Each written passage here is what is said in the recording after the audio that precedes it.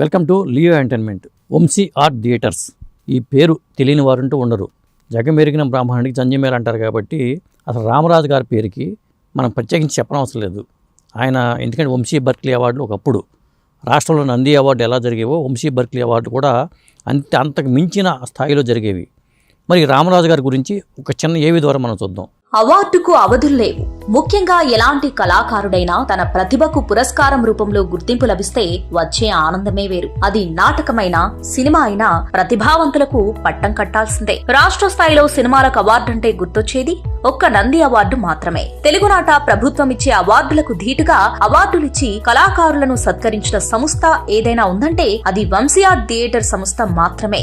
వంశీ బర్కలీ అవార్డుల వేడుకను 1970వ దశకంలో అంగరంగ వైభవంగా నిర్వహించేవారు అనడంలో అతిశయోక్తి లేదు. సినీ హెరాల్డ్, సితారా అవార్డు లాంటివి పత్రికల పరంగా వచ్చిన వంశీ బర్కలీ అవార్డులదే ఆనాడు పై చేయి. అసలు ఎక్కడిది సంస్థ అంటే దీని వెనుక వినిపించే పేరు వంశీ రామరాజు. వంశీ సంస్థకు బీజం వేసి దాన్ని వటవృక్షంలా మార్చిన ఘనత వంశీ రామరాజు గారిదే. నిజానికి రామరాజు పేరు కూడా ఆయనది కాదు. రామరాజు అనేది ఆయన ఇంటి పేరు. రామరాజు పురుషోత్తం టాండన్ కాస్త పురుషోత్తం బాబుగా మారాక పురుడు పోసుకున్న సంస్థ Vamsi art theatres. Local fund audit కార్యాలయంలో ఉద్యోగం చేసుకునే పురుషోత్తం బాబుకు వచ్చిన ఆలోచనే ఈ సంస్థ పుట్టుకకు కారణం. కళను కలగానే చూడాలన్న ఆలోచనతో ఈ సంస్థను ఏర్పాటు చేశానంటారు వంశీ రామరాజు. తెన్నేటి హేమలత రాసిన నవల మోహన వంశీలోని వంశీ అన్న పదాన్ని తీసుకుని రక్త కన్నీరు నాగభూషణం నాటక సంస్థ రవి థియేటర్స్ ఆర్ట్ థియేటర్స్ నుంచి మరో పదాన్ని తీసుకుని వంశీ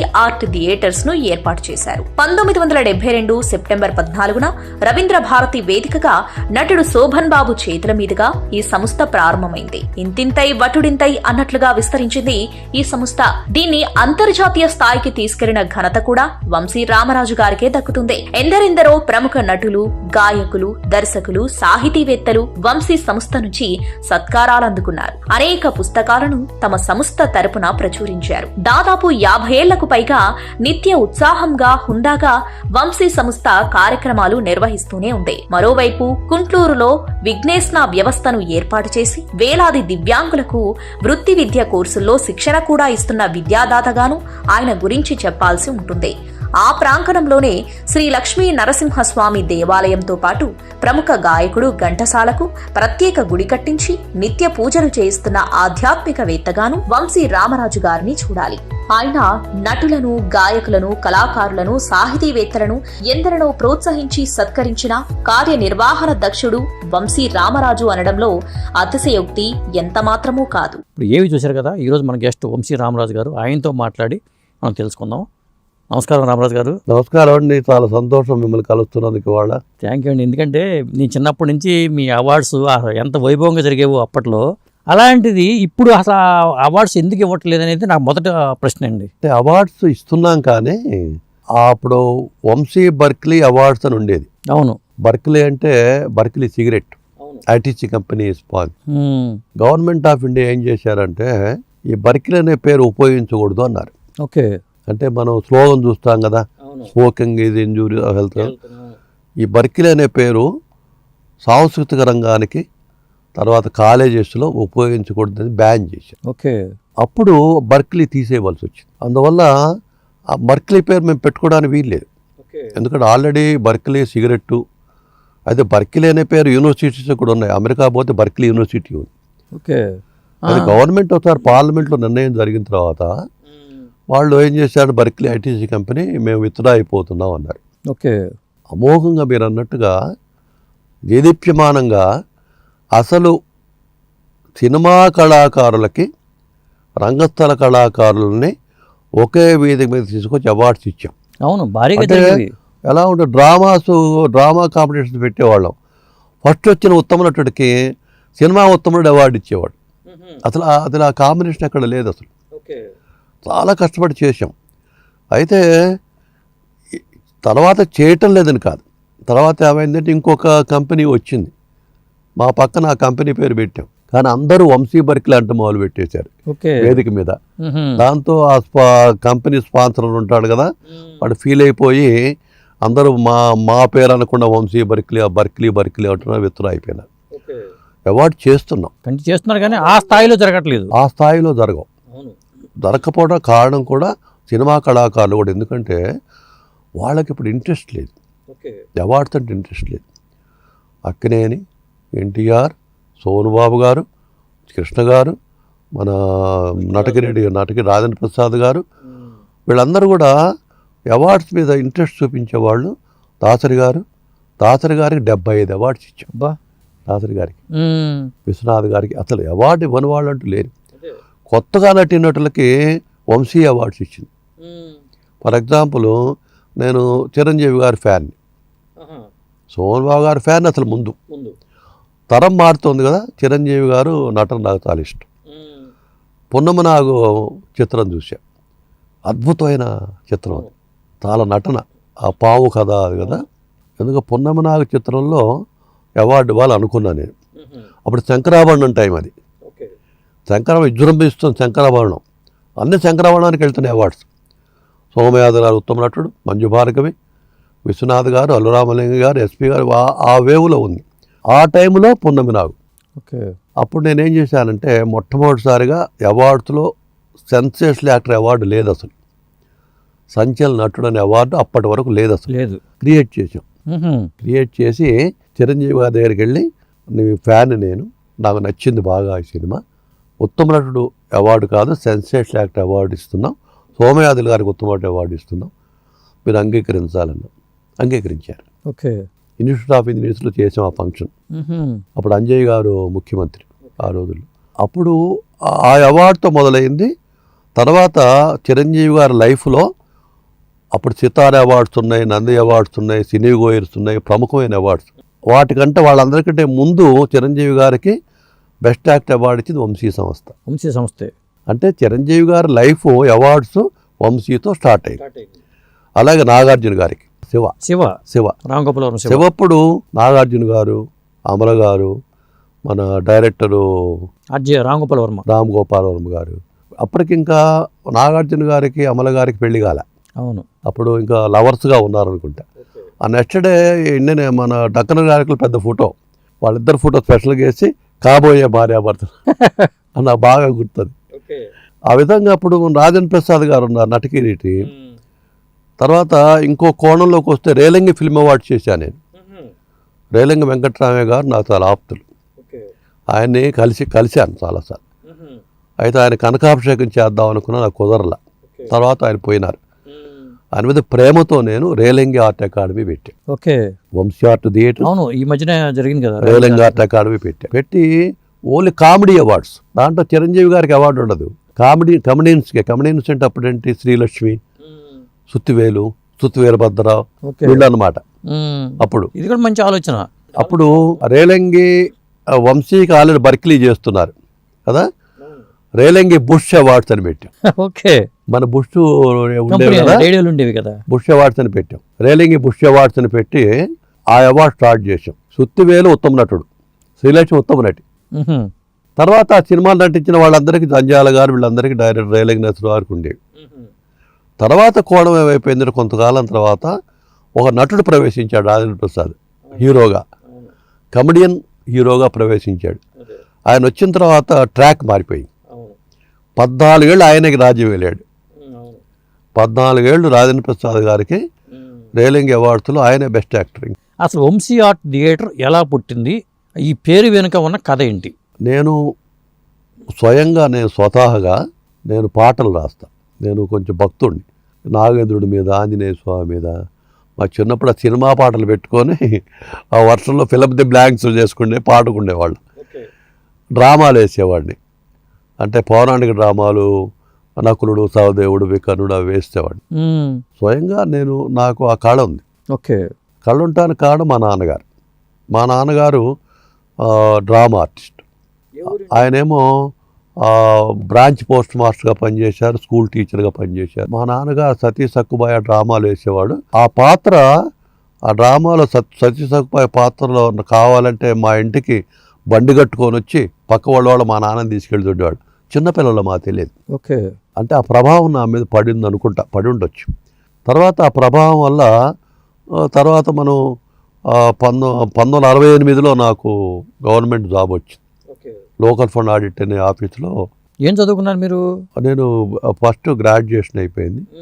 మొదట ఆంధ్ర మెట్రిక్ చదివాం. మన చదువు మీద దృష్టి లేదు. డ్రామాలు, సినిమా ఫ్యాన్స్ చదువు మీద దృష్టి తక్కువ ఉంటుంది. ఏమైనా చదువుకోవాలి, ఆంధ్ర మెట్రిక్ పాస్ అయినాం. తర్వాత నైట్ కాలేజీలో పీయూసీ చదివాను, నైట్ కాలేజీలో బిఏ చదివాను. PUC BA first Telugu medium విద్యార్థి నేనే. ఓకే. అసలు తెలుగు మీడియం అనే పదం వచ్చినట్టయితే అప్పటి తెలుగు మీడియంలో పుస్తకాలు లేవు అసలు. మా పంతులు ఇంగ్లీష్ బుక్స్ మాకు నోట్స్ తెలుగులో చెప్పేవాళ్ళు. ఫస్ట్ బ్యాచ్ నేను 1968 ఆ ప్రాంతంలో ఫస్ట్ తెలుగు మీడియం బ్యాచ్లో పీయూసీ గ్రాడ్యుయేషన్ తెలుగులో చేశాను. తర్వాత పోస్ట్ గ్రాడ్యుయేషన్ చేశాను. డిజేబుల్డ్ సబ్జెక్ట్ మీద పిహెచ్డీ చేశాను. అంటే ఉద్యోగం చేస్తూనే చదువుకున్నారు? పగలంతా ఉద్యోగం చేసుకుంటూ రాత్రి నైట్ కాలేజ్ చదువుకుంటూ డెవలప్ అయినా. చదువు మీద దృష్టి లేదు, ఏదో డిగ్రీస్ ఉండాలి మనకి, ఆ విధంగా డెవలప్ అయితే వచ్చాం. ఓకే. అంటే మా తల్లిదండ్రుల యొక్క ప్రభావం నా మీద బాగా ఉంది. అంటే ఒక 60-65 ఏళ్ల క్రితం విషయం అన్నమాట. మేము చిన్నప్పుడు చూస్తుండేవాళ్ళం, చాలామంది ఆ చుట్టుపక్కల మన ఊళ్ళల్లో పక్కన విలేజ్ హరిజనులు వాళ్ళు అన్నీ ఉంటాయి కదా, వాళ్ళందరూ మా ఇంటికి వచ్చేవాళ్ళు. ఎందుకని మాది పోస్ట్ మాస్టర్ మా నాన్న. ఓకే. మన ఉత్తరం కావాలంటే మా ఇంటికి రావాలి, పోస్ట్ కార్డు మా దగ్గర కొనుక్కోవాలి. మా అమ్మగారు ఏరా భోజనం చేసావా అనేది వచ్చిన వాడిని, చేయలేదు అమ్మగారు కూర్చో వెదవా అనేది. ఇస్తరాకేసి అన్నం పెట్టేసి వచ్చిన వాళ్ళందరికీ వాడు ఇస్తరి, మేము బ్రాహ్మణం కదా మరి ఇస్తరాకు వాడు ఎత్తేయాలి కదా, వెదవా నువ్వు ఇస్తరాకు ఎత్తేటరా పో అనేది. అంటే మొత్తానికి మడి ఆచారాలు పాటించేవాళ్ళు కదా? మడి ఆచారం ఉన్నప్పటికి కూడా సామాజిక ఆచారం. ఓకే. చూసారా, మడి ఆచారం వేరు, సామాజిక స్పృహ వేరు. ఇప్పుడు అన్నం పెట్టాం, ఇస్తరాకు వాడు ఎందుకు ఎత్తేయాలి అంటే చాలా అలా జరుగుతుంటాయి, ఇప్పుడు కూడా జరుగుతాయి. అలా నేను చూసేవాడిని. ఏంటి ఆచారాన్ని పాటిస్తూ సామాజిక స్పృహ ఉండటం గొప్ప విషయం. అవును, అది నాకు ఉపయోగపడింది నా జీవితంలో. ఓకే. కళ ఇట్లా వచ్చింది. తర్వాత నేను బాగా నవల్స్ చదువుతా. మన ఎదరపూడి సులోచన రాణి ఫ్యాన్ని. ఆ నవల్ ప్రతి చదివేవాడిని, ప్రతి దానికి నోట్స్ రాసుకునేవాడిని. ప్రతి నవల చదవటం, చిన్న నోట్స్ రాసు. ఎందుకు? గుర్తు కోసమా? అంటే నాకు అంత అంటే ఎక్సైట్మెంట్ అనమాట. ఓకే. అది అంటే జ్ఞాపకం ఉండాలని. అంటే అప్పుడు వేరే వ్యాపకం లేదు కదా. అదే ఇప్పుడు జీవంతరంగా అప్పట్లో సినిమా కూడా వచ్చింది. నాకు వంశీయ సంస్థ పెట్టక ముందు విషయాలు ఇవన్నీ, పెట్టక ముందు. తర్వాత మాదిరెడ్డి సులోచన, అడవి బాపిరాజు, విశ్వనాథ్ సత్యనారాయణ గారు, తర్వాత వాసిరెడ్డి సీతాదేవి గారు. అంటే వాళ్ళెవరో నాకు తెలియదు. లత, తెన్నేటి హేమలత నవల, మోహనవంశీ నవల ఒక 50 సార్లు చదివి ఉంటా. అబ్బా. మోహనవంశీ నవల ప్రభావితమైన నేను. ఆవిడ ఆల్ ఇండియా రేడియోలో జాబ్ చేసేవాళ్ళు అంటారు. జాబ్ చేసేవాళ్ళు, గొప్ప రైటర్, విజయవాడలో ఉండేవారు. తర్వాత నేను 1968లో లోకల్ ఆడిట్లో ఎంప్లాయ్మెంట్ నాకు దొరికింది, ఉద్యోగం దొరికింది. అప్పుడు అందరం కలిసి డ్రామాలు వేసుకునేవాళ్ళు. వెంకన్న కాపురం అని ఆ డ్రామాలన్నీ మేము చిన్న చిన్న హాల్స్లో వేసుకునేవాళ్ళం. తర్వాత గవర్నమెంట్ ఆఫీసులో పనిచేసినప్పుడు ఏంటంటే బయట వాళ్ళు రావడానికి వీల్లేదు, ఉన్నవాడే డైరెక్ట్ చేయాలి, ఉన్న నటులే ఉపయోగించుకోవాలి. లేడీ క్యారెక్టర్ కాదు బయట తేవడానికి వీల్లేదు, లేడీ క్యారెక్టర్ డ్రామాలే వేయాలి. కొంతకాలం తర్వాత నాకు అనిపించింది, కళను కళగా చూడాలి, ఆఫీస్కి పరిమితం కాకూడదు, ఏం చేద్దామని ఆలోచన వచ్చింది. మా ఆఫీస్ లిబర్టీ దగ్గర ఉండేది, లిబర్టీ సెంటర్ దగ్గర మా లోకల్ ఫండ్ ఆడిట్ ఉండేది. ఓకే. హిమాయత్ నగర్లో ఉండే, తర్వాత లిబర్టీ దగ్గరకు వచ్చి, లిబర్టీ దగ్గరకు వచ్చి మేము ఛాయ్ తాగేవాళ్ళం మధ్యాహ్నం లంచ్ టైంలో. మా మిత్రులు కొంత విఎస్కే జగన్మోహన్ రావు అని, కేఎస్ కొంతమంది మిత్రులతో నేను అన్నాను, ఒక సంస్థ పెట్టుకుందాం మనం, సంస్థ పెడితే డబ్బులు చాలా కావాలి కదా అన్నారు మిత్రులు. డబ్బుల విషయం పక్కన పెడదాం, ఓ సంస్థ పెడదాం. ఏ సంస్థ పెట్టుకుందాం? ఆ రోడ్డు మీద నుంచొని, రోడ్డు మీద పుట్టిన సంస్థ ఇది. అట్లాగా?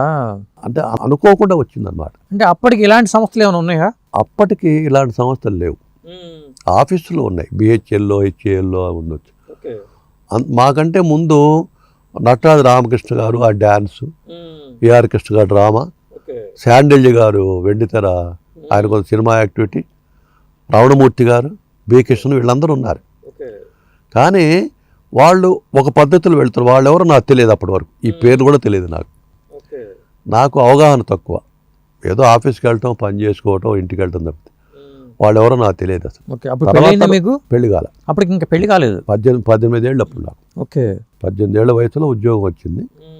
20 ఏళ్ల వయసులో నేను ఎప్పుడో సంస్థ పెట్టాను, పెళ్లి కాలేదు. అప్పుడు వంశీ ఆర్ట్ థియేటర్స్, మోహన్ వంశీ నవల ప్రభావం. వంశీ అక్కడ తీసుకున్నారు, మోహన్ పక్కన పెట్టి వంశీ. అప్పటికి జమున గారు వాళ్ళ అబ్బాయి పేరు వంశీ అని పెట్టుకొని మోహన్ వంశీ నవల ప్రభావం అని రాసింది ఆవిడ. తెనేటిలత మోహన్ వంశీ ప్రభావంతో నేను వంశీ పేరు పెట్టుకున్నాను. ఓకే, కానీ జమున గారికి అబ్బాయి ఉన్నట్టు తెలియదు మాకు. అబ్బాయి పెద్ద అబ్బాయి, ఒక అబ్బాయి అమ్మాయి. అట్లాగా, రవంతి అమ్మాయి, అబ్బాయి వంశీ. కరెక్టే. వాడు అబ్బాయి అమెరికాలో ఉన్నాడు. వాళ్ళ అబ్బాయి పేరు వంశీ. జమున గారు ఎవరో మాకు తెలియదు, సినిమా ఆర్టిస్ట్గా తెలుసు, వ్యక్తిగత పరిచయం లేదు. బాలమురళీకృష్ణ గారు వాళ్ళ అబ్బాయి పేరు వంశీ. లతగారు తర్వాత లతగారు కలిశారు, ఆల్ ఇండియా రేడియోలో కలిశారు. అమ్మ నేను వంశీ రామరాజునమ్మ. రామరాజు మీ పేరా? రామరాజు మా ఇంటి పేరు. మా ఇంటి పేరు రామరాజు. వంశీ అనే పేరు ఎలా వచ్చిందంటే లయన్స్ రోటరీ ఉన్నాయి కదా మనకి, విదేశాల పుట్టిన సంస్థలవి కదా, వాళ్ళంతా లయన్స్ రోటరీ అని పెట్టుకున్నారు. వంశీ అని మనం ఎందుకు పెట్టుకోకూడదు? మా సభ్యులందరి పేర్ల ముందు వంశీ ఉంటుంది. వంశీ రామరాజు అతికిపోయింది నాకు. అందరూ అనుకుంటారు వంశీ మా ఇంటి పేరు, రామరాజు నా పేరు అనుకుంటారు. నా పేరు రామరాజు కాదు, మా ఇంటి పేరు రామరాజు. అసలు పేరు మా నాన్నగారు పెట్టిన పేరు పురుషోత్తం దాస్ టాండన్ అంటే ఒక జాతీయ నాయకుడి పేరు. నేనేం చేశాను, టాండన్ పేరు నాకు నచ్చల. నాకు ఎందుకో అది ఆ పేరు ఎందుకు ఉపయోగించుకోవాలనిపించేది, బాబు అని పెట్టుకున్నాను. పురుషోత్తం బాబు. నా అఫీషియల్ రికార్డ్స్ రామరాజు పురుషోత్తం బాబు అని ఉంటుంది. ఆ విధంగా సంస్థ స్టార్ట్ చేసిన తర్వాత సంస్థ అయితే ఆర్ట్ థియేటర్ అనే పదం ఎక్కడి నుంచి పుట్టింది? ఆర్ట్ థియేటర్స్ మన నాగభూషణం గారి ప్రభావం. రత్నకర్ణి నాగభూషణం గారు ఉన్నారు కదా, సినిమా నాగభూషణం గారు. రత్నకర్ణి డ్రామా వేసేవారు ఆయన, అద్భుతమైన డ్రామా. ఆ చూడటానికి వెళ్ళి నేల టికెట్ కొనుక్కొని చూసేవాళ్ళు. రవి ఆర్ట్ థియేటర్స్ సమర్పించు రత్నకర్ణి అని వచ్చేది. అది నా బ్రెయిన్లో పడింది. పడి ఆర్ట్ థియేటర్స్ కాపీ కొట్టేసి అక్కడ. వంశీ నాది కాదు, ఎవరిది? తెన్నేటి లత. ఆర్ట్ థియేటర్స్ నాగభూషణం గారిది, రెండు కలిపేసా. అయితే అది రిజిస్ట్రేషన్ చేయించుకున్నాం 72 మేలో. ఎవరు ఇనాగ్రేట్ చేయాలి? జమున గారు చేయాలి. పరిచయం ఉందా మీకు అప్పటికి? ఆవిడతో సంస్థ పెట్టిన పరిచయం ఏర్పడింది. చెప్పా, ఆమె చాలా బిజీగా ఉంది అప్పుడు. హైదరాబాద్లో కూడా ఎక్కువ లేదు ఆమె. రోజుకు 3 సినిమాలు యాక్ట్ చేసేది, రాగలిగేది కాదు, కష్టమయ్యేది. అప్పుడు నేనేం చేశాను, జమున గారు లేట్ అవుతుందని చెప్పేసి నేను సోహన్ బాబు గారి ఫ్యాన్. సోహన్ బాబు గారి ప్రతి సినిమా నేను చూసేవాడిని. అయితే సోహన్ బాబు గారితో మైనర్ బాబు షూటింగ్ సారథిష్యూలో జరుగుతుంది. అప్పుడు వెళ్ళా, నేను అడిగాను, నేను మీ ఫ్యాన్ అండి, చాలామంది ఫ్యాన్స్ ఉన్నారు అన్నారు ఆయన. అలాంటి వాళ్ళు చాలామంది ఉంటారు. ఆయన అన్నారు, నేను అన్నాను కాదండి, మీరు నన్ను పరీక్షించుకోవచ్చు అన్న. సినిమా లిస్ట్ అంతా చెప్పాను, నేను చూసినవన్నీ గడగడలో చెప్పాను, ఎక్కాల పుస్తకంలో చెప్పేసి. తర్వాత ఆయన అన్నారు, మీకు నచ్చని విషయం ఏమైనా ఉందా నాలో అన్నాడు. అంటే బాగుండదండి అన్నాడు. నేను చెప్తే రేపు నన్ను రానికపోతే లోపలికి మీరు అన్నా. నేను అన్నాను అనుకోండి, రేపటి నుంచి రానికపోతే నష్టపోతానండి. నేను అనను, నిజంగా చెప్పమన్నాడు. బలాని సినిమా చెప్పి కొన్ని బాగుందండి, అక్కడ ఎందుకో మరి కెమెరా ఫాల్ట్ ఏమో తెలియదు కానీ అక్కడ నచ్చలేదు నాకు, 2-3 సినిమాలు చెప్పి. ఆయనకి అప్పుడు ఇంట్రెస్ట్ క్రియేట్ అయింది. Yes, you are my fan, genuine fan. ఇట్లా వంశీ అనే సంస్థ పెట్టానని నేను, మీరు ఇనాగ్రేట్ చేయాలి. సాధారణంగా స్టూడియో లోపలికి అనుమతించరు కదా, మీరు ఎలా వెళ్ళేవాళ్ళు? అదొక ప్రహసనం అండి. నేను చిక్కడపల్లిలో ఉండేవాడిని. చిక్కడపల్లి రూబీ స్టూడియో ఉంది. ఆ గల్లీలో ఒక డబ్బా రేకుల రూములో బ్యాచులర్ని కదా నేను, నా ఫ్రెండ్ మోహన్ రావు అంటే ఇప్పుడు భువనచంద్ర బ్రదర్ అనమాట.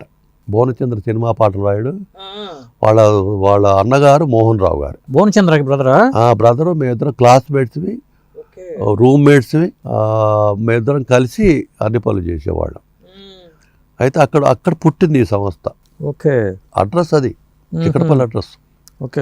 అయితే అక్కడి నుంచి స్టూడియోలోకి వెళ్ళాలంటే రానిచ్చేవాళ్ళు కాదు, పాపులారిటీ లేదుగా మనకి. కారు ఉంటే పోవచ్చు లోపలికి. అప్పుడు సైకిల్ దొక్కుంటూ చిక్కడపల్లి నుంచి అమీర్పేట వచ్చి, అమీర్పేటలో ఇరానీ హోటల్ దగ్గర లోపల ఛాయ్ దాకపోతే వాడు హోటల్లో సైకిల్ పెట్టినవాడు. ఛాయ్ తాగి పావలా ఎంతో ఉండేది. అప్పుడు పోను ఏదో పాలు కలిపి చాయ్ ఇచ్చేవాడు, పోనా చాయ్ అనేవాడు. అది తాగి సైకిల్ అక్కడ పెట్టి ఈ ట్యాక్సీలు ఉండేవి, ఆ ట్యాక్సీ వాడు ఏదో 10 రూపాయలు 15 రూపాయలు అది వేసుకొని గేట్లోకి బర్రని వెళ్ళిపోయేవాడు లోపలికి. అప్పుడు ఏం చేస్తాడు ఇంకా? ఓకే, టెక్నిక్ బాగుంది. చూసారా, సినిమా కళాకారునికి అలవాటు ఇప్పటికీ కష్టమేనండి. ఇప్పుడు నేను నాకు పాపులారిటీ ఉన్న అంత ఈజీ కాదు, అంత ఈజీ కాదు. అదే ఎవరిని కలవడం ఈజీ కాదు.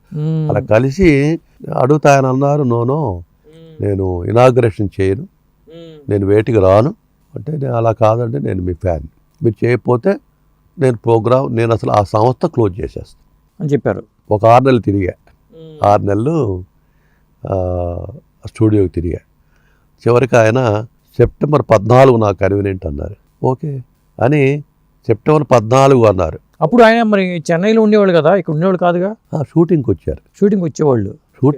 సెప్టెంబర్ 14 అన్నారు. రవీంద్ర భారతి కూడా ఉంది. 14వ తారీఖు రవీంద్ర భారతి ఖాళీగా ఉంది ఆ రోజుల్లో, 72లో, 52 ఏళ్ళ క్రితం. అవును. 14వ తారీఖు మీకు నమ్మకాలు ఉన్నాయా అన్నాడు. నమ్మకాలంటే అంటే ఈ తిథులు వారి నక్షత్రాలు అంటే ఎందుకు అన్నా, ఆ రోజు అమావాస్య అన్నారు. ఓకే, ఉద్దేశం ఏంటి, ఆయనకి ఇష్టం లేదు రావటం. అమావాస్య రోజు అంటే ఎట్లాగా మానేస్తాడు కదా అని ఆయన ఉద్దేశం కదా. అమావాస్య టెమిలియన్స్కి గొప్ప, మనకు గొప్ప కాదు. నేనన్నాను, నా ఫ్యాన్ పెట్టిన ముహూర్తం ఇది, నేను మీ ఫ్యాన్ని కదా, మీరు పెట్టిన ముహూర్తం ఇది, నా తిథులు వారి నక్షత్రాలకు సంబంధం లేదన్న. సెప్టెంబర్ 14 రవీంద్ర భారతిని ఇనాగ్రేట్ చేసాం. మరి 52 ఏళ్ళు చూసారా, మరి అమావాస్య ఏమైంది? నిజమే, ఆయనకి నమ్మకాలు లేవంటారు, అసలు దేవుడిని నమ్మరంటారు స్వామిబాబు చాలామంది. అయితే తర్వాత అది అయిపోయిన తర్వాత ప్రోగ్రాము ఆయన కార్లోకి బలవంతంగా నెట్టేసాం. చాలా పెద్ద రష్ కదా. ఆయన ఒక్కలే వచ్చారు సినిమా వాళ్ళు? ఆయన ఒక్కడే, ఇంకెవరిని పిలవాలి.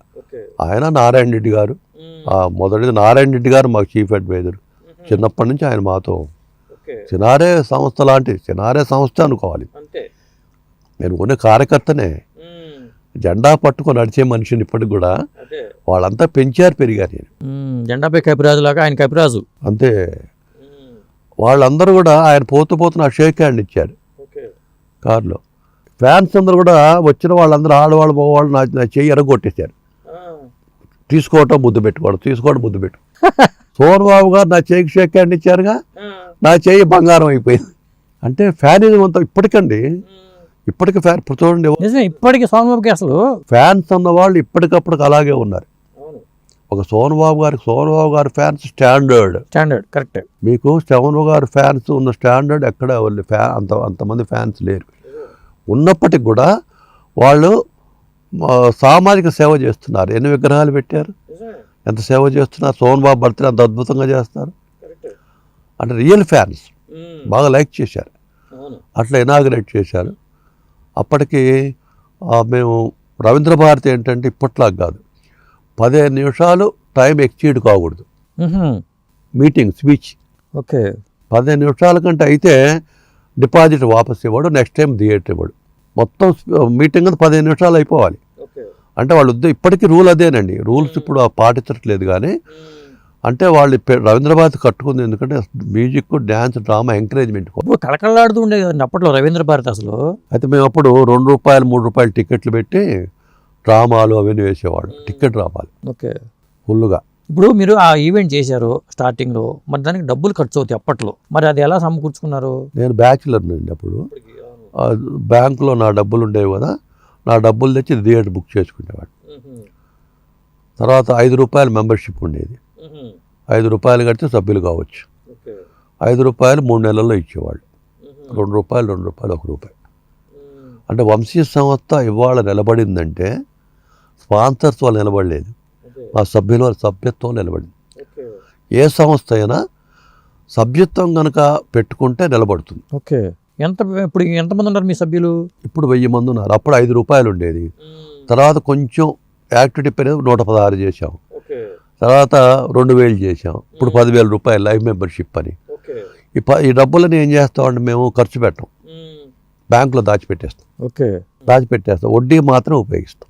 ఓకే అసలు మెంబర్షిప్ కదిలిస్తాం, అసలు కదలటానికి వీల్లేదు. అందుకని మాకు ఇవాళకి కూడా మేము అడగకుండా మా మెంబర్షిప్స్ వస్తాయి. అంటే సేవా కార్యక్రమంలో ఉన్నాం కదా, వస్తాయి. ఆ విధంగా సంస్థ డెవలప్ అయింది. డెవలప్ చేసుకుంటూ వచ్చాం. అంటే అవార్డులు ఎప్పుడు స్టార్ట్ చేశారు? తర్వాత ఏంటంటే ఇలా చేసుకుంటూ పోయినాము. టిక్కెట్లు పెట్టి రావాలి వేసేవాళ్ళని చెప్పా కదా. ఒక వార్షికోత్సవంకి జమున గారు వస్తా అన్నారు, మెడ్రాస్లో ఉన్నారు ఆవిడ. ఆ రోజు ఆవిడ వస్తుందని టిక్కెట్లు పెట్టాం. 25-50 పెట్టాం. చాలా టిక్కెట్లు అప్పుడు పోయినాయి. ఓకే. ఆ రోజు ఒకటే ఫ్లైట్ ఉండేది అప్పుడు, మెడ్రాస్ టు చెన్నై, చెన్నై టు మెడ్రాస్ ఒకటే. ఎయిర్ ఇండియా ఏదో ఇండియన్ ఎయిర్లైన్స్ ఉండే. ఫ్లైట్ క్యాన్సిల్ అయిపోయింది, ఆమె రాలా. ఓకే. టిక్కెట్లు అమ్మాం.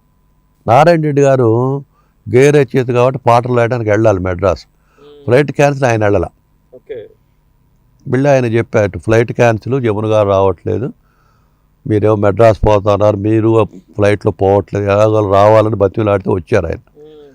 జనం అంతా బాగా టికెట్లు కొన్నవాళ్ళు జమున గారిని చూడటానికి వచ్చారు, నన్ను కొట్టడానికి వచ్చారు. నేను వెళ్ళి రవీంద్ర భారతి గ్రీన్ రూమ్లో దాక్కున్నా. నా బాగా సీన్ బాగా గుర్తు.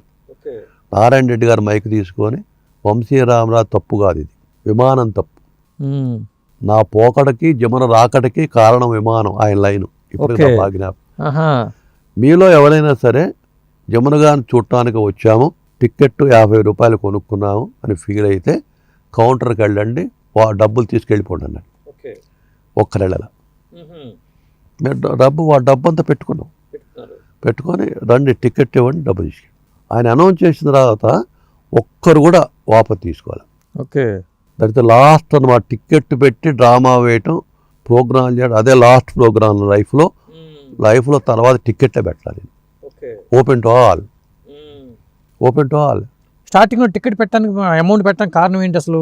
అంటే మాకు డబ్బులు కావాలిగా, మాకు రవీంద్రబాద్ ఖర్చులు కావద్దు, మేకప్ డబ్బులు కావద్దు, ఆర్కెస్ట్రా డబ్బులు కావద్దు. డబ్బులు తగ్గిపోయేవి, తగ్గిపోతే అప్పు చేసేవాడిని. 10% వడ్డీకి ఇచ్చేవాళ్ళు అప్పుడు. వడ్డీది అప్పులప్పారావు నేను అప్పులప్పారు ఇప్పటికి కూడా అప్పుతో పెరిగా. నేను కళా సంస్థని నేను డబ్బులు అడిగేవాడిని కాదు ఎవరిని, నాకు సిగ్గు అనమాట. డబ్బులు అడిగితే వాళ్ళు మాకు అప్పుడు ఎలా ఉండేదంటే, కళా సంస్థ రన్ చేసేవాళ్ళని బ్యాడ్గా అనేవాళ్ళు. కళా సంస్థ పెట్టాడు, లేకపోతే వీడు డ్రింక్ చేస్తాడు, డబ్బులను అలా ఉపయోగించుకుంటా, కళా సంస్థ నడిపేవాళ్ళు అంటే దుర్మార్గంగా మాట్లాడేవాళ్ళు. అట్లా అవన్నీ వినేవాడిని. అవి విన్న తర్వాత ఇవన్నీ నిజం కాదు నిరూపించాలి, నేను మార్గదర్శకుడిని కావాలి. అప్పు తెచ్చుకునేవాడిని, మళ్ళీ నెలల వాళ్ళకి ఇన్స్టాల్మెంట్ కట్టేవాడిని. అలా అప్పు తీరటానికి ఇంకో ప్రోగ్రాం చేసేవాడిని, మళ్ళీ ఇంకో ప్రోగ్రాం 45 ఏళ్ళు అలాగే చేశా.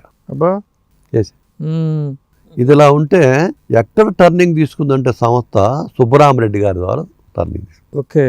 సుబ్బరామరెడ్డి గారు పేరు వింటుండేవాడు. కళాబంధు అంటూ ఉండేవాళ్ళు అప్పుడు. కళాబంధు కాదు అప్పటికి, మామూలు చిన్న కాంట్రాక్టర్ ఆయన పెద్ద ఫీల్డ్లో లేడు అప్పుడు. ఆర్వి రమణమూర్తి గారు ఒక ఆయన ఉండేవాడు. అవును, అభినందన రమణమూర్తి గారు. రమణమూర్తి గారు ఆయన్ని ఫీల్డ్లోకి తెచ్చాడు.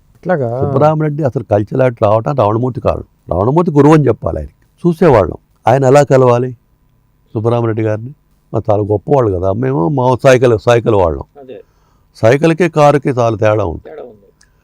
సరే నేను ఎలా కలవాలని ఒకసారి సైకిల్ వేసుకొని వెళ్ళి గోడ పక్కన పెట్టి లోపలికి వాడు వాచ్మెన్ రానివ్వలేదు. అప్పుడు ఏం చేశానంటే, ఎవరు ఒక ఆయన కోట్ వేసుకొని వెళ్తున్నాడు, నల్ల కోట్ వేసుకొని. వాడు వెళ్ళగానే గేట్ తీశాడు. వాడు ఇదేదో బాగుంది, కోట్ వేసుకోవాలన్నమాట అనుకున్నాను. కోట్ ఎక్కడిది, మనకి మామూలు బట్టలే లేవే, ఎన్జిఓస్, మనం చిన్న ఎంప్లాయ్, గవర్నమెంట్ చిన్న గుమస్తాలం కదా, మామూలు బట్టలే ఉండవు, చొక్కాలాగే ఉండవు, సరిగా చిన్న వ్యక్తులం కదా. మాదిరెడ్డి సులోచన గారు పరిచయం అప్పుడు నాకు. పరిచయం అయ్యారు మీకు? మా ఇంటి పక్కనే నల్లకుంటలో ఉండేవారు. ఓకే. వాళ్ళ అబ్బాయి కోట్లు ఉండేవి. అక్కడ వాళ్ళ ఇంటికి వెళ్తే ఒకసారి అలా కోట్లు తగిలించున్నాయి. వెళ్ళి ఆమె ఇంటికి అమ్మ ఒక కోట్ ఇస్తావా అన్న. కోటే, నా దగ్గర కోట్ ఎక్కడ ఉందండి. కోటి కాదమ్మా కోట్ అన్న. కోట్ ఇచ్చారు, ఆ కోట్ వేసుకున్నా. వెళ్ళా, వాడు ఇచ్చాడు. రెడ్డి గారు చెప్తుంటే అప్పుడప్పుడు, అయ్యా మిమ్మల్ని కలవటానికి ఇంత కష్టపడ్డానని. వెళితే ఏమిటని చెప్పా. అవును, నీ పేరు వింటున్నాను, పేపర్లో చూస్తున్నాను, సోనుబాబు గారు ఇనాగ్రేట్ చేయడం చాలా గొప్ప విషయం. ఆయన ఒక మంచి మాట అన్నాడు, తప్పకుండా నేను ఎంకరేజ్ చేస్తాను, నిజాయితీగా ఉండాలి అన్నారు. నిజాయితీగా ఉండాలి, నిజాయితీ కావాలి నాకు. కరెక్ట్. అట్లా ఆయనతో నా పరిచయం అయిన తర్వాత మొత్తం టర్నింగ్ అయిపోయింది.